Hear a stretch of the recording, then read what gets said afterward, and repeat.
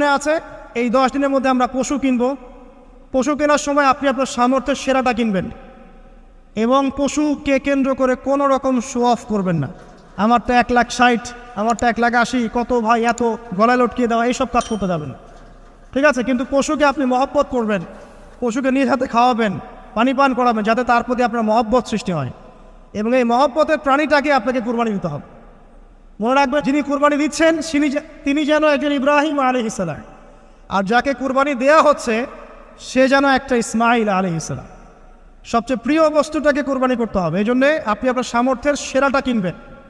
এখানে অনেক মাসআলা আছে, আমি মাসআলাগুলো দিতে যাচ্ছি না। অনেক বড় বড় আলেম ওলামা আছেন, তাদের শরণাপন্ন হয়ে আপনারা এগুলোর মাসআলা নিয়ে নেবেন, ঠিক আছে? তবে আমি একটা বিষয় বলবো, খালি কুরবানিকে কেন্দ্র করে কোনো রকম রিয়া, অহংকার, লোক দেখানো কাজ করতে যান এবং পরিবেশ দূষণ হয় এমন কোনো কাজ করতে যান।